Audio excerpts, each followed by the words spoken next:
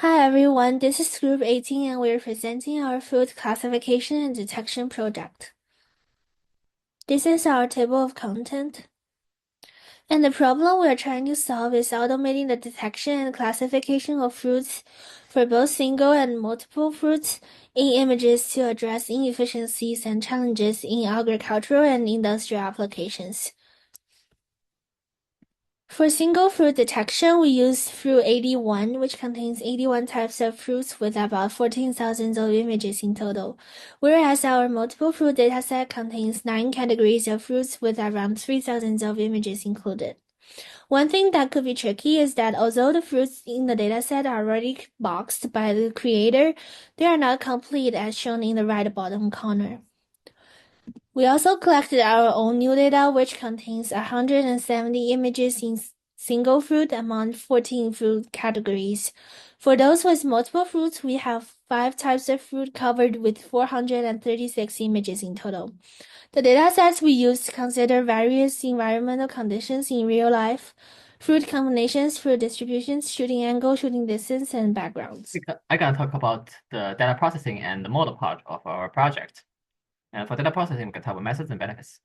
And in the beginning, we use K360 data set, and then we do is we apply argument and we resize it. And by apply argument, it adds complexity and makes the final model better. And by resizing, we helps us to in the final coding area. And then we change the dataset to Fruit 81 dataset, which is more complicated. And what we do is we name folder to English, and then we change the format to RGB types. And the more complexity can make the better training model. And initialize name in English because the image folder can only access English, and align the image type to make sure the input type is always 224 times 3, which 3 is the RGB. And then we move to the multi-fruit dataset. And the first part, we also created the CNN neural network to help us to draw boxes in the beginning. But this CNN is not that well trained, so some bananas on the right corner will not be labeled. So we have to use the label image to help us manually fix the error. And by manually fix the error in the train data in the train set, it can help us to make the final final model better because we fix all the problem in the initial dataset. And then we move to the model part. And for model, we are actually combining the two sub-models, which is the one is YOLO object detection, and the other one is the VGG model. And for the YOLO object detection model, it can localize fruits within an image and generating bounding boxes that define the position. And based on convolutional neural network CNN, it predicts bounding boxes and the class labels. And we can only use the predicting bounding classes functions in our project.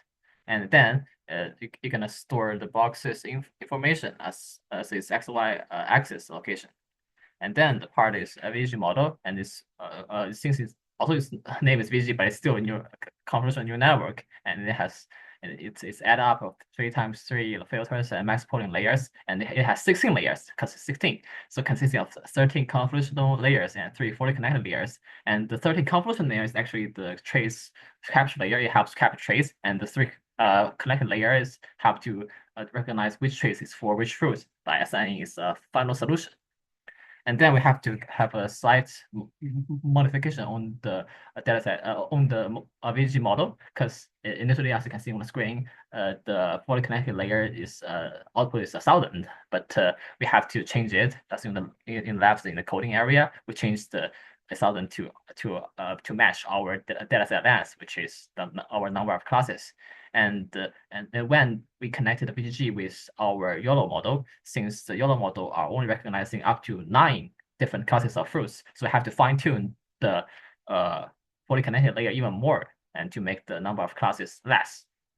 And then the single fruit model achieved a test accuracy of 70.17%, with training accuracy achieved 90% by APS360.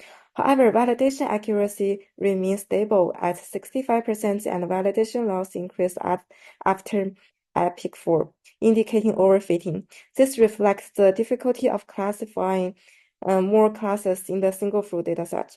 The multi-fruit model achieved MAP at 50 of 98.1% and MAP at 50 to 95 of 89.8%, shows strong localization accuracy. with a precision of 98.1% and recall of 96.2%. The model minimized false positive and detected objective efficiently. The quantitative results highlight the model strengths and challenges in correct prediction.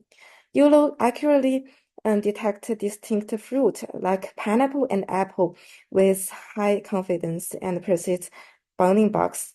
And the challenges include misclassification of visually similar fruit like orange and pear, as seen in the top figure. Additionally, overlapping objects cause merge bounding box, and complex background can also reduce the distinct accuracy, as shown in the bottom figure. So now I want to talk about the model's performance on our on-scene data. As you can see, the performance for multiple fruit model is pretty good with consistent accuracies of around 70 for different images of different class numbers, while the single fruit model's performance only gives average accuracy of 33%. So why the single fruit model's accuracy on the data so low, dropping from original test accuracy of 70% to 33%?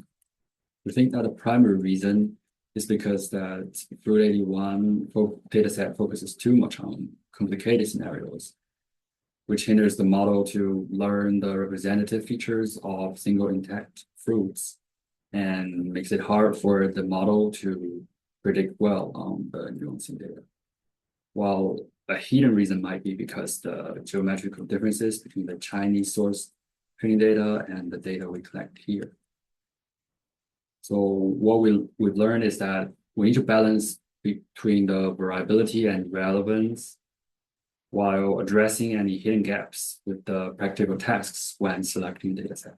So now I want to end our presentation with a demo video of the live fruit detection using our multiple fruit model to show its potential to be used in various applications. And note that the data here is not cherry-picked, so the fruit detection is not perfect. Thank you.